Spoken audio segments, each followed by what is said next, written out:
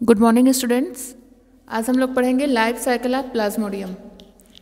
Life cycle of Plasmodium में हम लोगों ने एक्सोएरिथ्रोसाइटिक स्टेज तक पढ़ लिया था।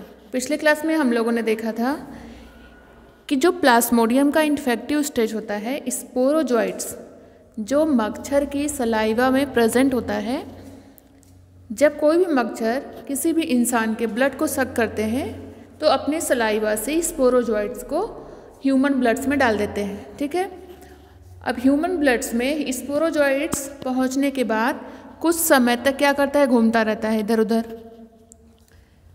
लगभग आधे घंटे के बाद यह लीवर सेल पर अटैक करता है, लीवर पर पहुंचता है और एक लीवर सेल पर क्या करता है, इंटर करता है। स्पोरोजोइट्स लाइटिक एंजाइम्स को सिक्रीट करता है, जिसके द्वारा ये लीवर सेल्स को छेद करके उसके अंदर पहुंच जाता है और लीवर सेल्स में पहुंचने के बाद यह अपने शेप को क्या करता है, बढ़ाता है, ग्रोथ होती है इसमें, जिससे इसका जो शेप होता है वो गोलाकार और बड़ा हो जाता है, जिसे साइजॉन्ट कहते हैं। अब इस साइजॉन्ट में क्या होता है कि जो इसका न्यूक्लियस होता है उसमें माइटोटिक डिवीज़न होते हैं बार बार, जिससे इसका न्यूक्लियस बहुत सारे डॉटर न्यूक्लियाई में चेंज हो जाता है इस तरह से।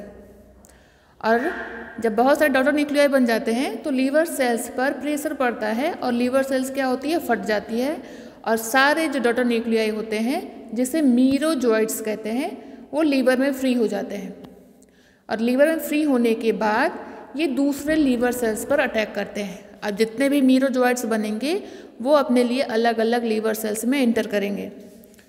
अब ये जो मीरोजोइट्स बनते हैं, फर्स्ट इन्फेक्शन इंटर जो होता है ह्यूमन ब्लड्स में, लीवर में स्पोरोजोइट्स का, और पहली बार जो मीरोजोइट्स बनते हैं यहाँ से यहाँ तक की प्रोसेस को हम प्री एरिथ्रोसाइटिक स्टेज बोलते हैं। ठीक है, और सेकेंड बार जो मीरोजोइट्स बने होते हैं वो जब दोबारा लीवर सेल्स पर अटैक करते हैं, फिर से वही प्रोसेस होता है, एक लीवर सेल्स में एंटर करेंगे, अपने साइज को इंक्रीज करते हैं जिसे साइजॉन्ट कहते हैं, और बहुत सारे डॉटर न्यूक्लियाई का फॉर्मेशन होता है यहाँ पे।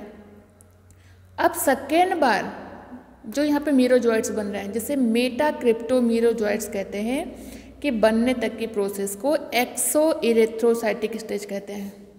ठीक है, फर्स्ट बार जो मीरोजोइट्स बने हैं उसे प्री एरिथ्रोसाइटिक स्टेज, और सेकेंड बार जो मीरोजोइट्स बनने के बाद जब ये दूसरे लीवर सेल्स पर अटैक करते हैं तो दूसरी बार में जो मीरोजोइट्स क्रिप्टोमीरोजोइट्स बनते हैं, मेटाक्रिप्टोमीरोजोइट्स, उस प्रोसेस को एक्सोएरिथ्रोसाइटिक स्टेज कहते हैं। ठीक है, अब सेकेंड बार में जो मेटाक्रिप्टोमीरोजोइट्स बनते हैं ये दो प्रकार के होते हैं।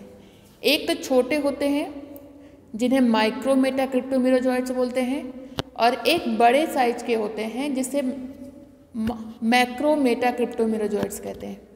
जो बड़े वाले होते हैं मैक्रो मेटाक्रिप्टोमीरोजोइट्स, वो बड़े होते हैं और संख्या में भी कम होते हैं। ठीक है, वो लीवर में ही लीवर साइजोगोनी को ही बनाए रखते हैं, बार बार क्या करते हैं, लीवर में एंटर करते हैं और लीवर साइजोगोनी करते रहते हैं। और जो माइक्रो मेटाक्रिप्टोमीरोजोइट्स होते हैं, जो साइज में छोटे होते हैं और संख्या में भी अधिक होते हैं, वो फिर आरबीसी पर अटैक करते हैं। ठीक है, एरिथ्रोसाइटिक साइकिल को चलाते हैं।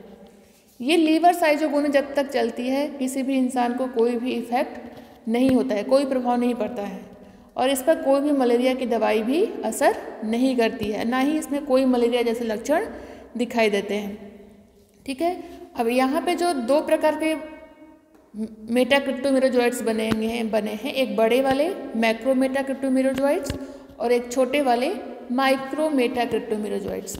जो छोटे वाले होते हैं वो लीवर को छोड़ करके क्या करते हैं, आरबीसी पर अटैक करते हैं। ये किसी भी इंसान की आरबीसी की सेल, ठीक है, एरिथ्रोसाइटिक सेल पर अटैक करते हैं, इसलिए इस साइकिल को एरिथ्रोसाइटिक साइकिल कहा जाता है।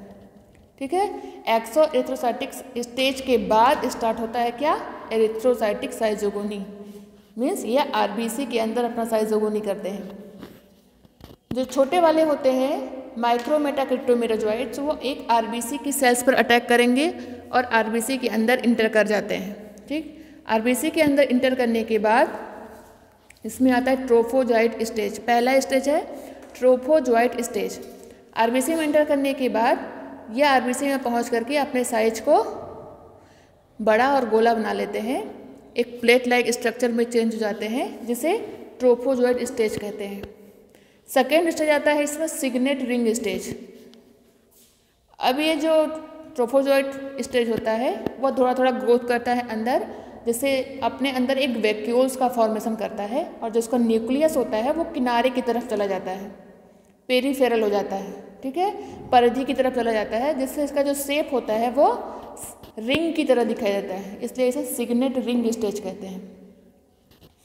यहाँ पर ये क्या करता है कि जो आरबीसी में हीमोग्लोबिन प्रेजेंट होती है, मैक्सिमम प्रोटीन्स का ये इंजेस्ट कर लेता है, और जो फूड वैक्यूल्स बनाता है, फूड वैक्यूल्स में डाइजेस्टिव एंजाइम्स को सिक्रीट करता है, जिससे ये हीमोग्लोबिन्स में जो हीम पार्ट होता है, हीमेटिन पार्ट को हीमोजोइन पॉइजनस ग्रेन्यूल्स में चेंज कर देता है, हीमोजोइन पार्ट में कन्वर्ट कर देता है।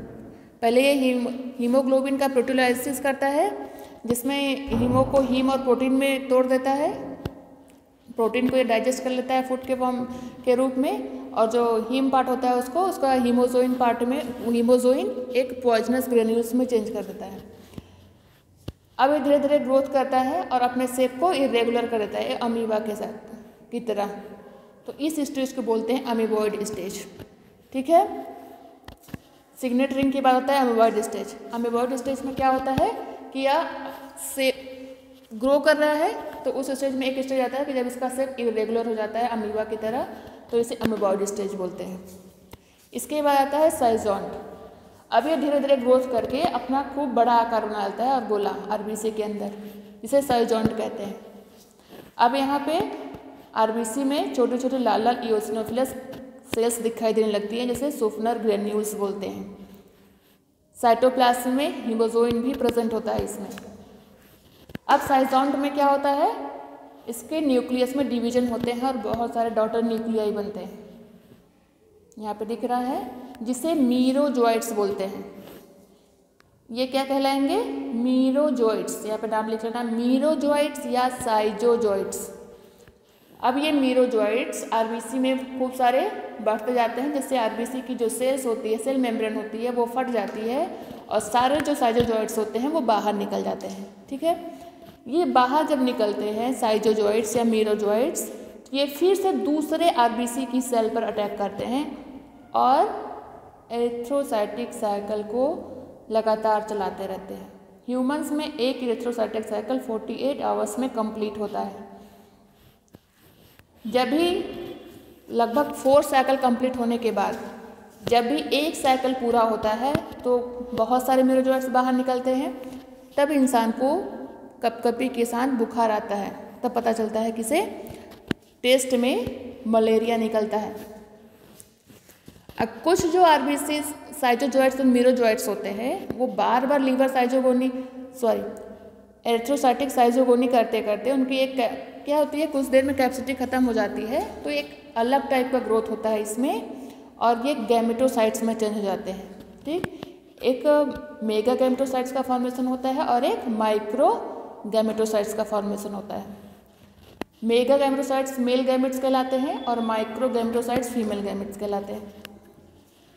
तो इस तरह से लाइफ साइकिल ऑफ प्लाज्मोडियम का एसेक्सुअल साइकिल कंप्लीट हुआ है, जो ह्यूमंस के अंदर होता है। हम लोगों ने 2 साइकिल पढ़ा था, इसमें एसेक्सुअल साइकिल होता है और सेक्सुअल साइकिल। लाइफ साइकिल में हमको दोनों साइकिल्स को पढ़ना है। तो जो एसेक्सुअल साइकिल जो मैन ह्यूमंस के अंदर कंप्लीट होता है वो कंप्लीट हुआ है, ठीक है। पहले स्पोरोजोइट्स होते हैं जो